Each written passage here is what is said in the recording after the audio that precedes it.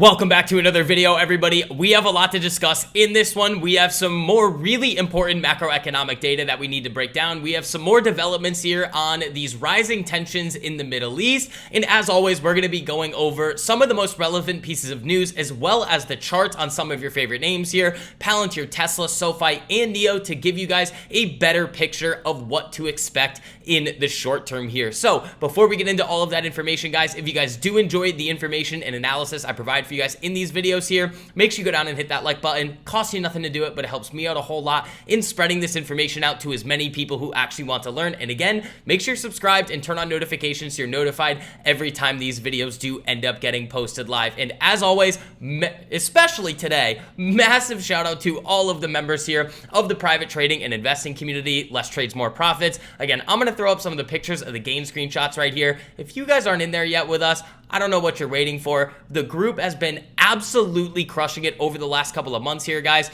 Again, if you guys want to take advantage of the best sale I am ever going to offer, make sure you guys use code JUNE with the link down below to get 50% off your first 2 months. It literally comes out to $1 a day. You get access to all of the learning curriculum videos that I offer in there, teaching you exactly how to do what I do in the market every single day here. You guys get the private live streams every single day, the pre-market plans, the macro research reports, single stock research reports, weekly market research reports, and most importantly, the watch list of stocks and cryptos that are about to explode before they do. So again, if you're interested in that, check out that link down below. We are going waitlist only at the end of this month, so if you want to hop in, make sure you do it before then. So getting into everything over here, we did receive the producer price index data today. So month over month, we saw a 0.1% increase, with the expectation being at 0.2. Core was 0.1% month over month, again with the expectation being 0.3. Year over year, we saw 2.6 versus the expectation of 2.6, and core at 3% year over year versus the expectation of 3.1. So again, we still have not seen this massive spike in inflation that a lot of these economists, the Federal Reserve, and a lot of talking heads have been talking about here. Now, moving on to the next piece of data here, again, we got a deeper insight into the labor market today as well. Initial claims, which again, guys, are just the people filing for unemployment benefits from their state for the first time. That came in at 248,000, with the expectation being 242,000, and the last reading was 248,000, and continuing claims were also much higher than expected, which effectively just means out of those people who have recently filed for those unemployment benefits for the first time, how many of those are staying on unemployment? And we can see these claims are actually going up. Now, coming over to some more of this data here presented to us by Nick Timmerhouse, also known as Nicky Leaks, the labor market is cooling. Seasonally adjusted initial claims for unemployment benefits held at a 7-month high last week. Without a seasonal adjustment, claims were running ahead of last year, but were below the 2023 level. Continuing claims are at a 4-year high. With these two data points here, guys, are starting to suggest is a weakening labor market, suggesting that unemployment could start to significantly move up in the near future, and inflation remaining at these relatively low levels here. Now, with that being said, that is starting to feed into the narrative that we've been talking about a lot, that the Fed is going to be behind the curve, that they are going to have to act pretty quickly when they eventually start to pivot here and start to decrease interest rates. But there is another risk out in the system right now that we always have to talk about here. Again, when we are looking at markets, we can look at some of the positive things, and we also have to look at some of the negative things from an unbiased perspective to give us the best chance of success in any given market. And that is this right here. Israel is considering military action against Iran in the coming days. Israel considering taking action against Iran in the coming days, according to 3 sources familiar with the situation. The sources were not aware of a specific U.S. role in an Israeli strike on Iran, though it is possible that the U.S. could play a logistical role and share intelligence with Israel that could be used for such a strike. Now, while this in and of itself may not be the most important event, again, this could lead to increased tensions here and escalations of a lot lot of these conflicts occurring in the Middle East. For us, from a market perspective, what we really need to pay attention to is what is happening with oil. This is the chart of oil right here. And for those of you guys that don't know, oil is in almost everything: transportation, units of production, and it is a big component of CPI. So when you see prices of oil go up, it tends to increase the cost of a lot of other goods and services. So if we do see oil continuing to move up here, that could be one of the causes for prices to increase in the near future. Now, if those conflicts end up getting resolved, we should expect to see oil starting to move back to the downside. And don't let anybody tell you that even if we do see an increase in CPI, PCE, or PPI here, that is a result of these tariffs in the short term. If we are going to see right now any meaningful impact to price levels, the biggest culprit right now will be oil, causing that move to the upside. As we can see here, again, oil went from 61 to about 68, even up to as high as 69 in a very short period of time. And if that continues, that is a risk out there in the market. And when taking a look at the broad market here on a larger time frame perspective, over the last couple of days here, we have received some relatively good news. Now, a lot of people like to say, well, when stocks start to receive bad news and they don't sell off of that bad news, well, then that can be a very bullish sign. But the exact opposite is true. If the overall market is getting relatively positive news and it can't continue to make new highs, well, that could be a short-term bearish signal, and we could be in for a little bit of a pullback here, especially if we do end up seeing this conflict between Israel and Iran start to escalate.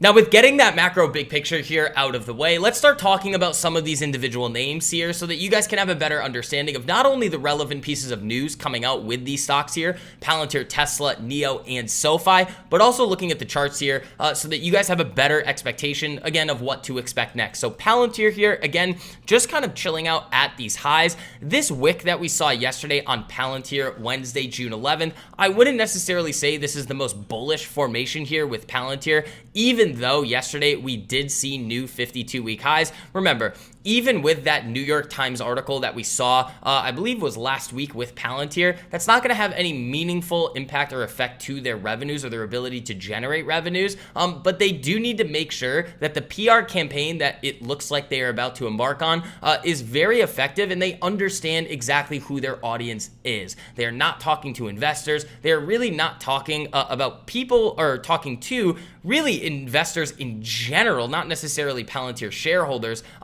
Who they're talking to is just the everyday public. So having that meeting between the New York Times and Palantir engineers should be a positive development. They just need to make sure that they are getting their points across efficiently so that the lay person can actually understand. Now, in addition to this, Palantir also received some pretty solid news today with a new high price target. Loop Capital raised its price target on Palantir to 155 from 130 on Thursday, maintaining a buy rating on the stock.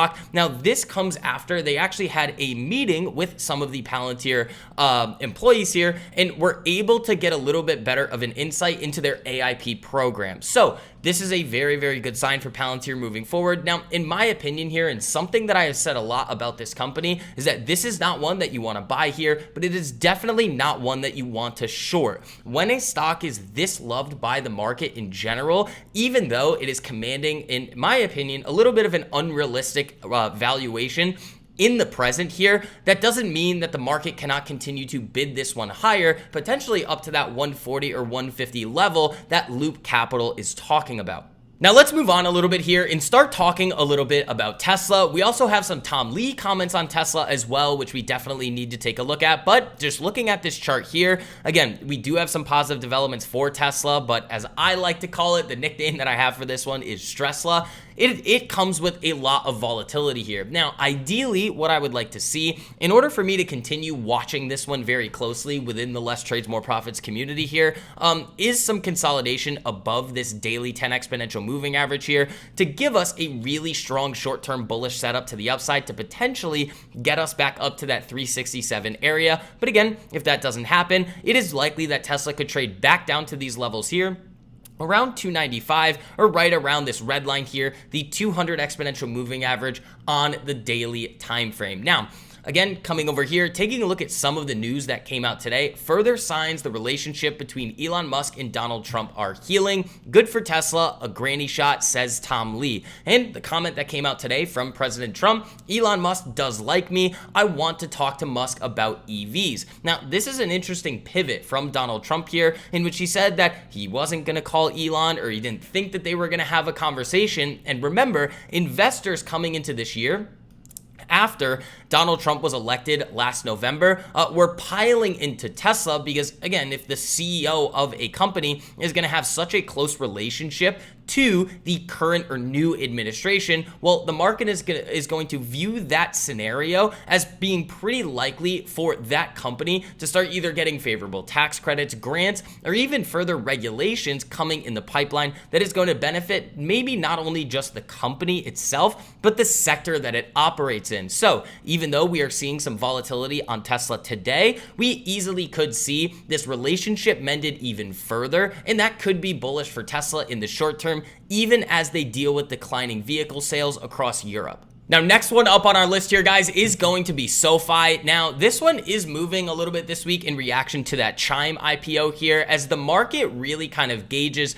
the overall appetite for some of these fintech companies here. And there is an argument to be made that with Sofi being in the position that it is right now fundamentally, if Chime is getting the valuation that it is, well, Sofi should be trading a lot higher, which does have investors really kind of eager to see Sofi trade higher in the short term here. And I will tell you guys right now that weekly breakout that we have continued to talk about really over the last 2 weeks here is still intact, especially if we can close this week tomorrow above that 1477 area here and continue moving to the upside. If that ends up happening, I think going into the summer here, especially if we do see a positive reaction to this Chime IPO here, and it continues over the next couple of weeks, well, then we easily could see Sofi get a little bit more love out of the broad market here. Now, the last one that I want to talk about here, guys, is Nio. Now, while this is not necessarily one that I would say is the smartest idea to be picking up here, I know a lot of you guys are interested in this name here. Remember, it all comes down to if Nio is going to be able to deliver on the promises that they have made time and time again to retail investors. Now, they do have some positive news today as well. When we move over here, Nio signs new distributor deal to enter 3 more European markets. Again, they signed with a Greek company, Moto Dynamics, to sell Nio and Firefly brand vehicles in Greece, Cyprus, and Bulgaria. Last week, Nio announced it had reached a distributor partnership agreements to enter 7 new European markets. So, in my opinion, for Nio here, it's not just going to be about their flagship brand, because again, they have positioned themselves as a premium electric vehicle model here in car manufacturer. What this is really going to be about, especially in this current macroeconomic environment where really global consumer sentiment is relatively low, people are very uncertain over what's going to happen next, especially with their own current financial situation.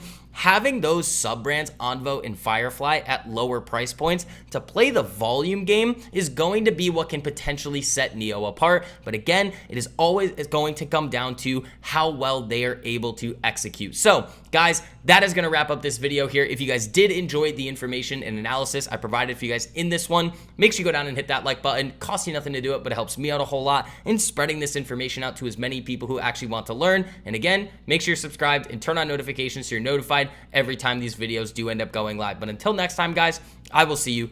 Peace.